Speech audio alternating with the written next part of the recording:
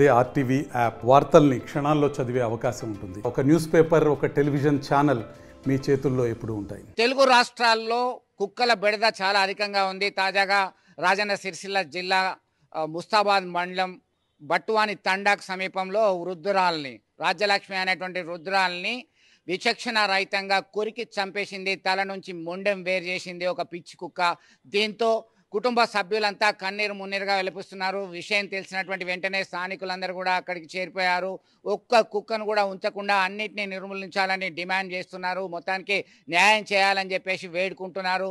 కుక్క అక్కడ ఉన్నటువంటి పరిస్థితి ఏంటంటే, ఆ చికెన్ సెంటర్లు, మటన్ సెంటర్ల వద్ద ప్రతిరోజు కూడా ఆ చికెన్ ముక్కలు, ఆ బొక్కలు తింటూ పిచ్చిగా మారిపోయింది. దాంతో ఆరుబయట ప్రత్యేకమైనటువంటి గదిలో నిద్రిస్తున్నటువంటి ఆ వృద్ధురాల మీద అటాక్ చేసింది. అటాక్ చేసి ప్రతిఘటన లేకపోవడంతో ఆమె చనిపోయేంత వరకు కొరికి తల మొండెం వేరు చేసినటువంటి ఘటన హృదయ విదారకంగా మారింది. కరీంనగర్లో సైతం, కరీంనగర్ మున్సిపల్ కార్పొరేషన్లో సైతం ఇటీవల కాలంలో స్కూల్కి వెళ్ళి వస్తుండగా పిచ్చి కుక్క దాడి చేసి ముగ్గురిని గాయపరిచింది తీవ్రంగా. దీనిపైన స్థానిక కార్పొరేటర్ సైతం ఆందోళన వ్యక్తం చేసినటువంటి పరిస్థితి. మొన్నటికి మొన్న విశాఖపట్నం భీమిలికి సంబంధించి తండ్రి కొడుకులు ఇద్దరు ఆ పెంపుడు కుక్క బారిన పడి మృతి చెందినటువంటి ఘటన మరవక ముందే ఇలాంటి ఘటనలు చోటు చేసుకోవడం హృదయ విదారకంగా మారింది అని చెప్పుకోవచ్చు.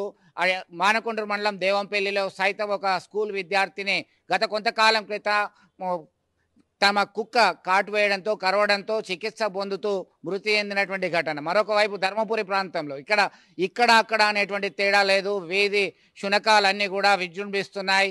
ఎవరిని ప్రశాంతంగా ఉంచట్లేదు. అంతెందుకు, కరీంనగర్ కలెక్టరేట్ పరిధిలోనే దాదాపు 20 నుంచి 30 కుక్కలు దాడి చేస్తే ఆ రెవెన్యూ సిబ్బంది సైతం పరుగులు పెట్టిన పరిస్థితి అయితే చాలా దారుణం అని చెప్పొచ్చు. దీని మీద ఇటీవల కాలంలోనే ఇదిగో అదిగో స్పందిస్తామంటూ అధికారులు చర్యలు చేపట్టడానికి ముందుకొస్తున్నారు. ఆదేశాలు మాత్రం జారీ చేస్తున్నారు.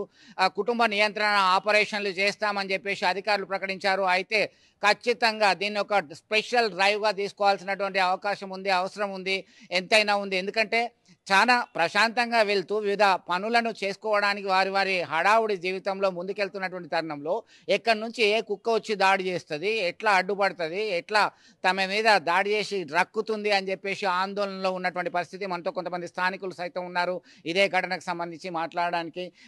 చెప్పండి ఒకసారి, తెలుగు రాష్ట్రాల్లో శునకాలు అయితే చాలా బీభత్సం సృష్టిస్తున్నాయి. తాజాగా ఓ వృద్ధురాలు, రాజ్యలక్ష్మి అనే వృద్ధురాలు సైతం మృతి చెందినటువంటి ఘటన చాలా విషాదాన్ని నింపింది. ఎట్లా చూడొచ్చు?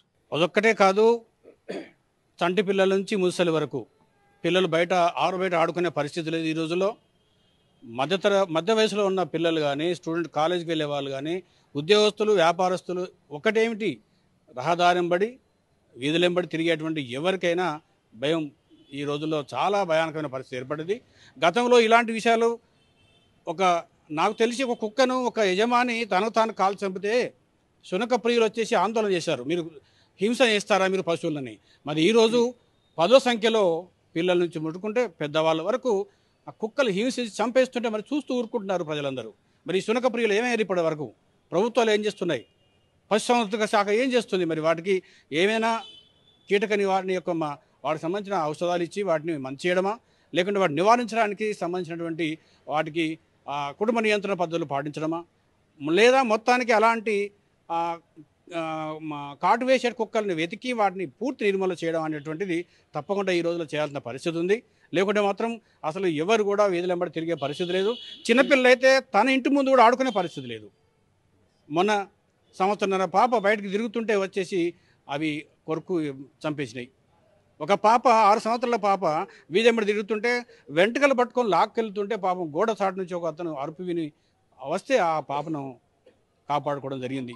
ఒక గృహిణి 30 సంవత్సరాల అమ్మాయి ఆమె కార్యాలయానికి వెళ్తుంటే అడ్డగించి ఆమె పడి అతి కష్టం మీద ఆమె కాపాడుకునే పరిస్థితి ఏర్పడ్డది.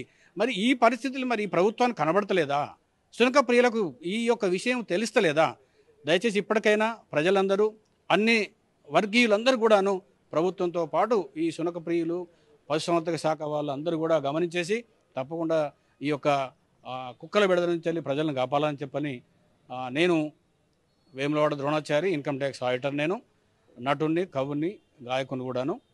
మరి మొత్తం మీద మీరు చెప్పండి, ఎట్లా చూడొచ్చు? చాలా ఇబ్బందికరమైనటువంటి పరిస్థితి. పల్లె పట్నం అనేటువంటి తేడా లేకుండా కుక్కలంటేనే వామ్మో శునకం వస్తుంది, గ్రామసింహం వస్తుంది అనే భయాందోళనకు గురవుతున్నటువంటి పరిస్థితి. ఈ ఈ విషయంలో అయితే నేనే స్వయంగా బాధితుడిని. నేను గత 10 సంవత్సరాల నుంచి వాకింగ్ చేసేవాడిని. ఇప్పుడు ఆ మబ్బుల 5 గంటలకు పోదామంటే ఎక్కడ పడితే అక్కడ కుక్కలు మంద ఉండి ఇవి మనల్ని భయపడిచి ఊరికిచ్చే పరిస్థితి ఏర్పడ్డది. నేను అసలు 10 ఇయర్స్ బంద్ చేసి, అయితే మొన్ననే రీసెంట్లీ ఇది వాకింగ్ చేద్దామని వెళ్తే ఒక్క కాడ కాదు, ప్రతి చౌరస్తాలో ఉన్నాయి. అవన్నీ ఏంటంటే మనం వస్తువులు కాసుకుంటూ చూసుకున్నప్పుడు కొంత వచ్చి అందుకుని ఇదే రకంగా చేస్తున్నాయి. మొన్న ఇక్కడ గాంధీనగర్లో కూడా ఒక పిల్లవాడిని కాటేసి తీసుకొని పోయినాయి. ఇది మన వాగులకు తీసుకొని పోతే వాళ్ళందరూ ఊరికి పోయి కాపాడారు.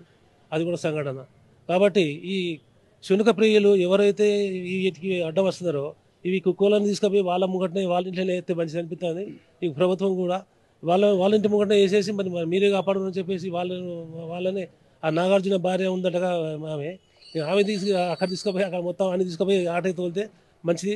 ఈ గవర్నమెంట్ కూడా దీని మీద ప్రత్యేక శ్రద్ధ తీసుకోవాలని చెప్పి నేను కోరుతున్నాను. చిన్న పెద్ద అనేటువంటి తేడా లేదు, ఆడ ఈడ అనేటువంటి తేడా లేదు. ఆయన స్వయంగా అనుభవించి చెప్తున్నటువంటి పరిస్థితి. ఉదయం లేచి 5 గంటలకి మార్నింగ్ వాక్ వెళ్తున్నటువంటి సమయంలో సైతం వీధి కుక్కలు ఎంబడి పడ్డాయి. అప్పటి నుంచి తన జాగ్రత్తగా వెళ్ళాల్సినటువంటి పరిస్థితి ఉంది అని చెప్తున్నటువంటి మాటలు మనం విన్నాం. వారి ద్వారానే ఇక్కడ చాలామందిని సంఖలో ఉన్నటువంటి చంటి పిల్లను కూడా లాక్కెళ్ళినటువంటి సంఘటనలు, దృశ్యాలు, అలాగే ఆడుకుంటుంటే ఇంటి ముందట చిన్నారులు ఆడుకుంటుంటే వారిని కూడా లాక్కెళ్ళినటువంటి దృశ్యాలు అయితే చాలా వరకు వచ్చాయి. ఇప్పటికైనా ప్రభుత్వంలో చలనం రావాలి. స్థానిక సంస్థల అధికారులు, వెటర్నరీ డిపార్ట్మెంట్ అంతా కూడా స్పందించాలి. ఎవరికి వారు స్వీయ రక్షణ చేసుకోవాల్సినటువంటి అవసరం మనకి ఉంది.